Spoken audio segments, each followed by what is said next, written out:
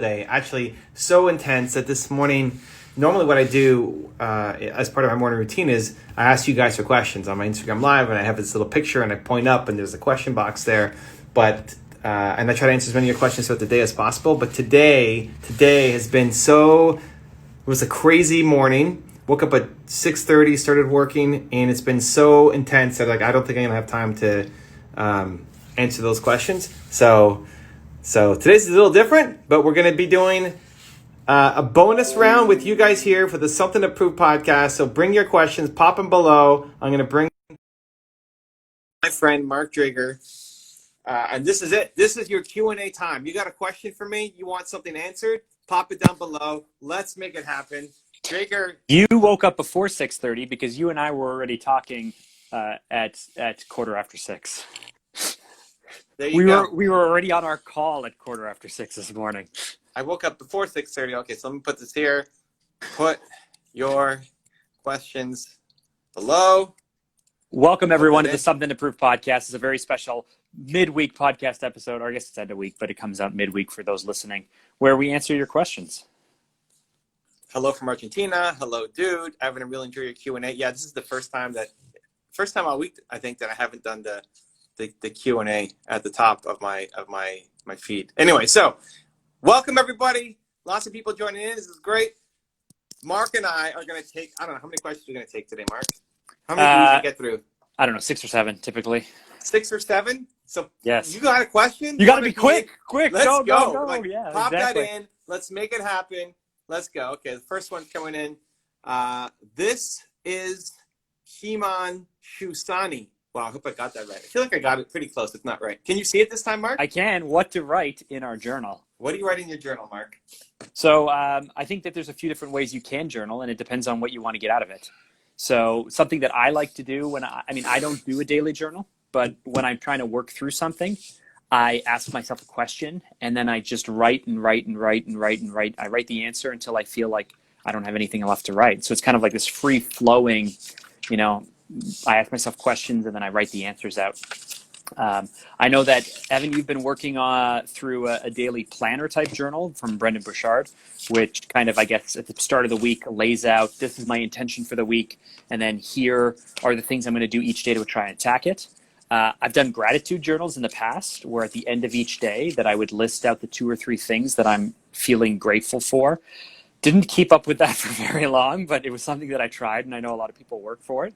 So in mine, I just ask myself questions and then I write out the answers until I feel like I have some clarity. Yeah, so I've got my Fanta journal here, Mark's company Fanta, and I tried doing the morning pages, which is you write 2 pages. I think you write 3 pages. It's 3 pages. It's you just write, like, you just force yourself to write for 3 pages.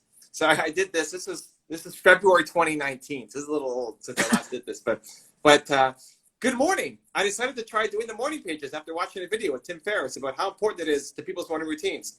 It didn't strike me as too powerful at the time, but last night I thought of it again for some reason, so I had to try it.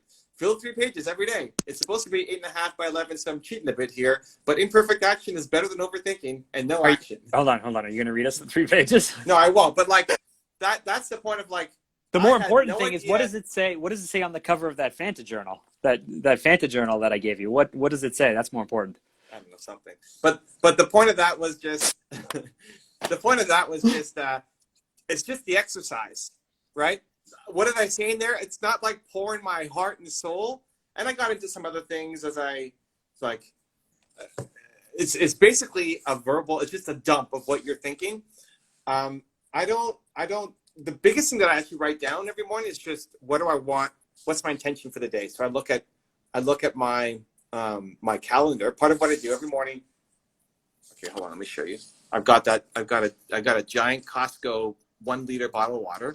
You got to drink water every morning. I sit right here in my office and I drink my water, and then I look at my calendar. I already know what I'm doing today. I know that Thursday is going to be my public-facing day, and I'm spending the whole day talking and interviewing people. But I don't know who I'm talking to. Apart from Mark, who I know I always talk to every Thursday for our podcast, everybody else, I don't know who I'm talking to. I don't remember if I'm talking to my movement makers group or my YouTube group or my readers group. And then all the interviews and podcasts all day long, I have no idea who I'm talking to. So I look through and I just see who I'm talking to. And some people I recognize and some people I have no idea who they are, but got approved somehow to be on my calendar. And I just try to set my intention for how do I want today to go? I know it's public facing today, but how do I want today to go? And it's usually something super short. I'll just write like, I want to show up for all of my interviews today. Sometimes it might be a little longer, but it's that quick. I haven't found a ton of benefit to writing out 3 pages or some other version of it. I think it's mostly because I talk to myself a lot. I'm talking to myself all day long, constantly. So I don't find as much value writing it down. I'm celebrating myself all the time, right? Like if I come up with a great idea. Though, because you're a published author who has written a bunch of books, and you're like, I don't see the need to sit down and write. I don't find it therapeutic. I don't find it helpful.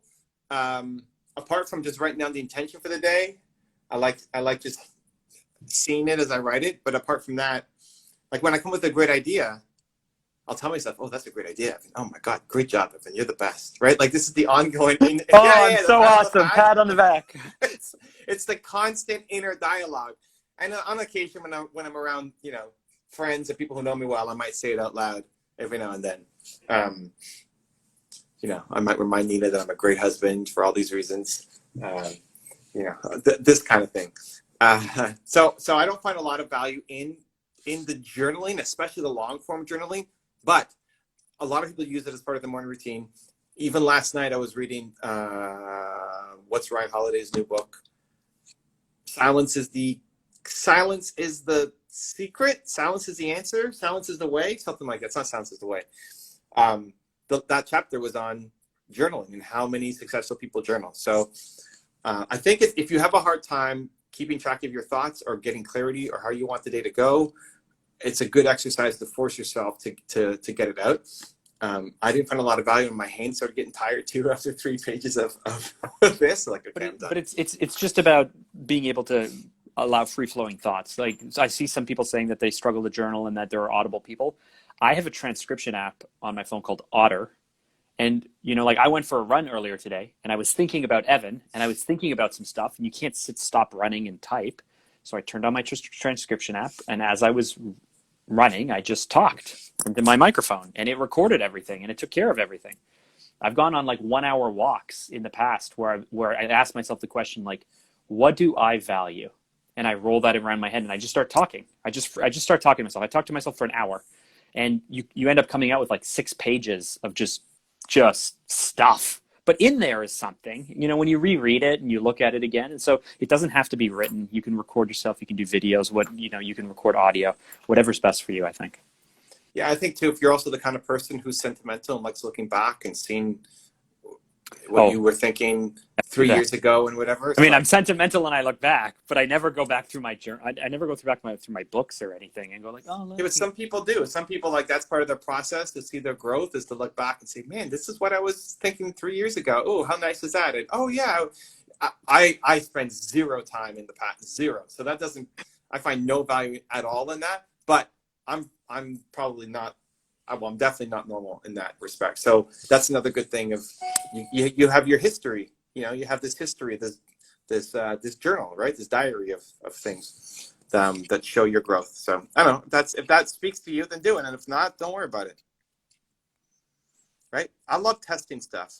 Even how I wrote that journal entry, I thought it was kind of fluff, but then I don't know, I thought about it this morning. So let's go, let's do it.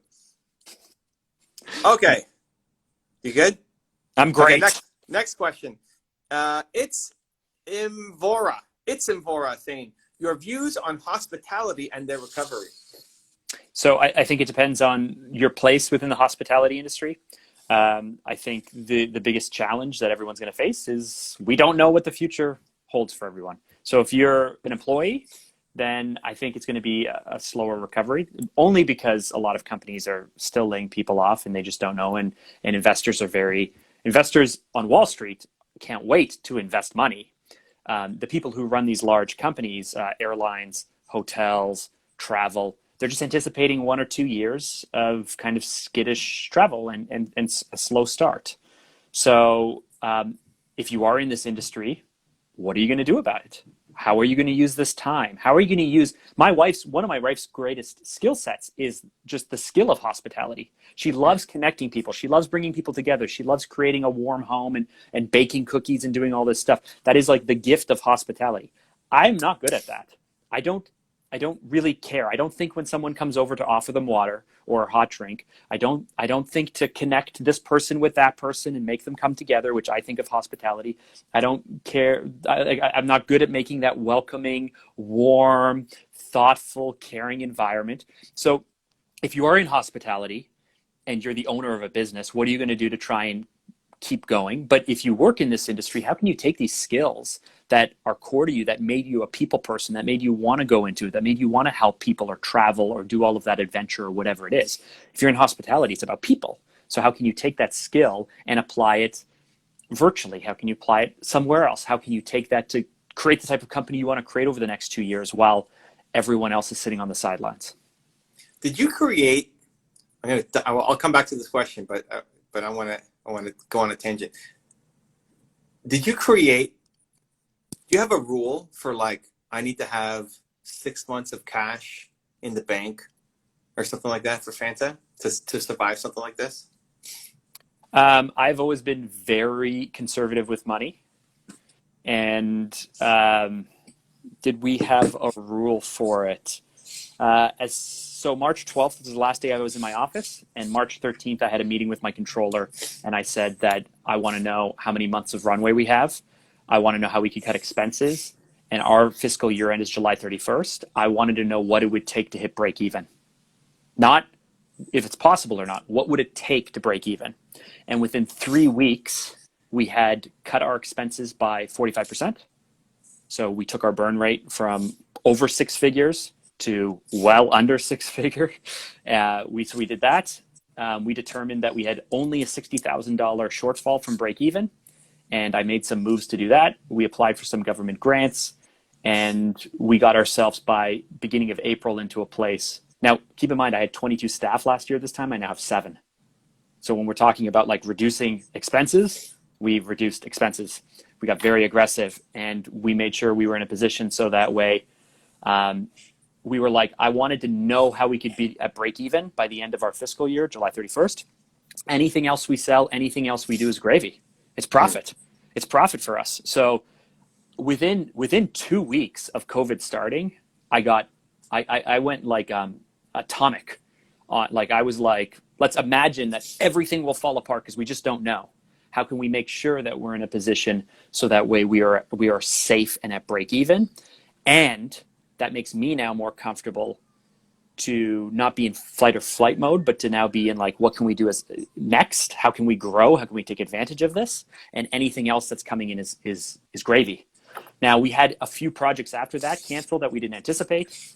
We may lose some money, I'm not sure, but that was the steps. The steps were cut expenses radically, try and get as much cash into the company as fast as possible. What would it take to hit break even?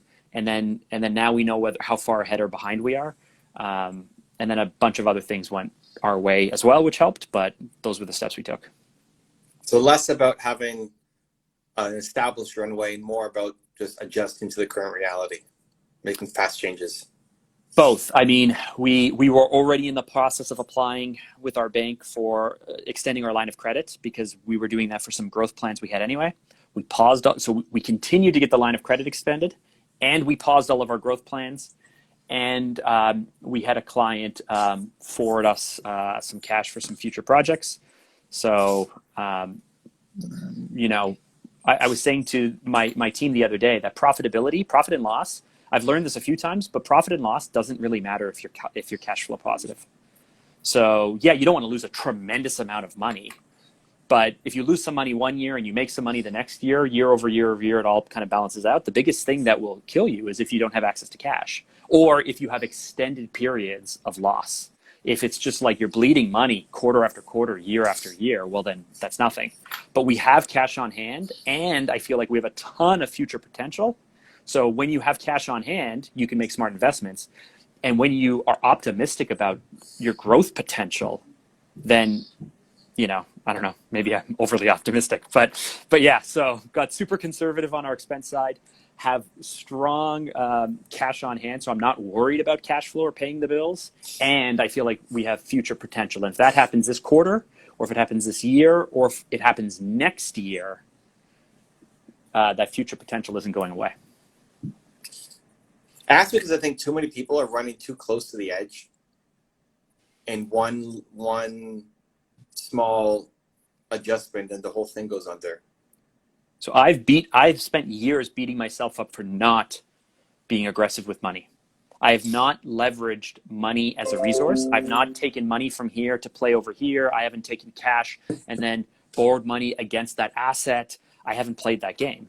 I built the company where my first goal when I was small was how do I have 50 grand cash on hand? And then it was how do I have $100,000 cash on hand? And then I don't want to sound we run a multi-million-dollar company, but we typically, at worst, we would have at least 3 months cash on hand, at least. And that's only because we run the type of business where I am paying expenses for a project now, and I might not collect for 3 to 6 months. I am carrying my clients' project cost for a very long time. And so if we have 2 or 3 $100,000 projects all on the go at the same time, I need enough cash on hand to be able to finance those things. And I need to make sure my clients don't go bankrupt on me and a few other things. So I've always just kept a lot of cash on hand because I'm a conservative dude. But I actually beat myself. This is one of those value things. I know we're way on a tangent now, but this is one of those value things where I thought I beat myself up for not being aggressive with money. And then someone else pointed out to me, but that value you have of being conservative with money has allowed you to build the type of company you have. So it served me to a point. Now it might be holding me back. I thought last year. This year, I don't think it's holding me back. So there you go. I think those two things that you led with one thing about having some reserves, which just basically means you have some kind of cushion, and two, you're adjusting quickly. When this question comes up of recovering the hospitality industry, I think hotels, I think restaurants, and I'm shocked at how many restaurants that have been around, in some cases for decades, in Toronto, our city, have been shut down because they can't pay the rent. Right?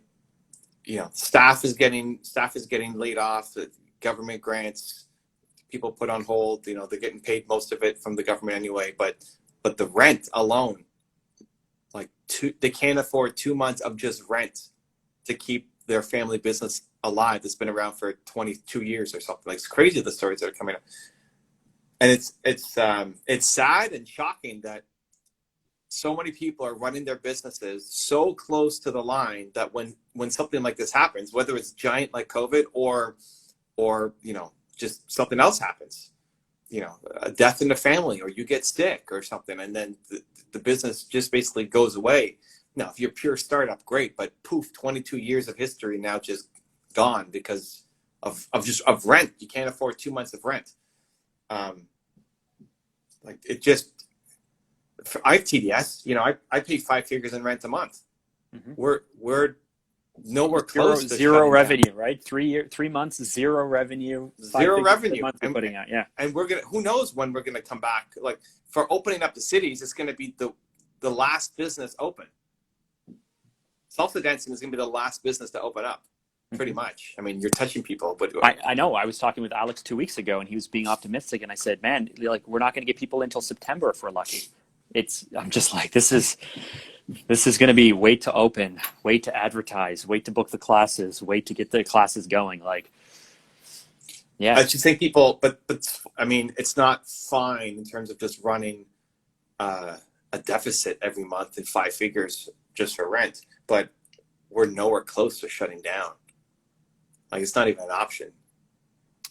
So again, it's the things that you do serve you, and they hold you back, right? And so while we were in a bull market, year after year after year after year of growth, I would beat myself up for missed potential and not growing fast enough and not running more, and I would even speak to my controller and I would say, how come other people are just doing all this stuff and we're just, I'm so conservative. Like what should we be doing? How can we leverage more? How can we have more? How can we do?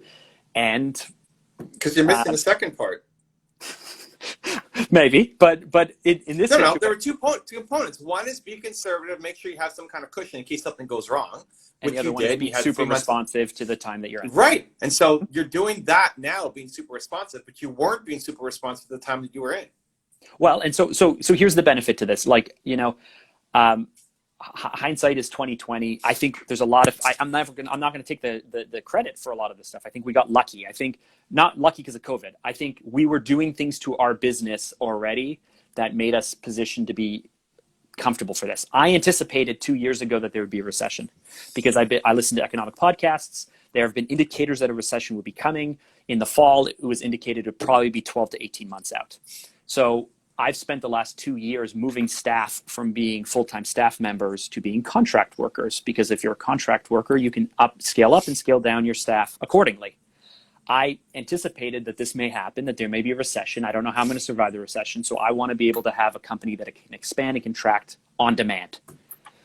That turns out to be a smart thing, because when we have to go from 21 staff to 7 staff, we're able to do that because a year and a half ago, I started moving, employees to contract workers and this and that and what have you. So some of that stuff has helped, but it's just doing it the other way. You react well going state, but not a week ago, we put in the offer for a new staff member. So, the day before the lockdown, we were about to hire a new staff member. The day the lockdown happened, I said, I'm sorry, it's the lockdown. We're not going to hire you right now. She thought we would flake on them or disappear. And then last week I said, Louis, I don't know what the next few weeks is going to hold, but we need this person now. We're ready. We're financially stable. We're ready. Let's go. So we put in the offer. She's starting next week. I'm super, super excited. Like, not only are we trying to hold the people that we have, those core people, but I'm pretty proud that at this time we're actually bringing on a new member. So that way, we can onboard them during the slowdown and be ready when things pick back up again. So it still comes down to then, what can you do right now? And if I'm you, I look for any opportunity to make revenue inside the hospitality business that you do offer. If there is anything, like if you're a hotel, it's going to be super difficult. But if you're a restaurant, you can still do something, like delivery service, curbside pickup kind of stuff. And then I would be spending your days looking at expanding, thinking about your marketing strategy for the end of the year, thinking about what you can do online, thinking about your brand, thinking about all the stuff you've been putting off. Like, this isn't the time to sit at home and chill. Like, this is the time to go build all the deep thinking work. Like, imagine a year ago when you're looking at your business, say, man, I wish I could just go on a month-long retreat and really deep dive and think, great, you're on it. Welcome to your retreat. Let's go. Right? And figure out how you're going to make your business even stronger. And I would couple that with calling. One of the things I have Alex doing right now. So he's Alex, who helps me run Toronto Dance Salsa, who, again, we're closed and I'm paying 5 figures in rent every month.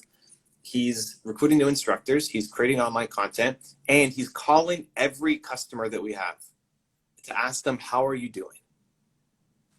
One by one, calling every customer, not trying to pitch anything, not trying to sell anything, just ask them how they're doing. No business is doing that. So when we do come back and they're thinking, do I go back to TDS, Toronto Salsa? Do I do something else? They have a warm spot in the heart for us, right? And it's also just good. It's good for him. It's good for you to talk to your customers again, right? So that you're not just sitting at home with the dogs and kids and everything else. You actually get to feel like you have that connection back to your business when you're at home. So that's what I'll be doing. You plan, and then you start talking to every single customer you've had in the past 3 years that you have a phone number for. You call them one by one. You leave voicemails just to say, hey, it's Evan. I was just thinking about you. Hope you're doing okay, right? And whatever else comes to mind is a heartfelt message, and get into a few conversations. I love it. And repeat. I love every day. Yeah, I mean, for a business like Mark's, like, how many customers do you have, Mark? It's not a huge at business. any given time. No. We're typically working on 20 to 30 projects, but yeah. right now it's less than that. So Earlier this week, I reached out to 3 clients. There's one client I typically every quarter, go to a basketball game with, get a beer with, take out for dinner. Yeah. This week I said, hey man, next Tuesday, let's grab a virtual beer together.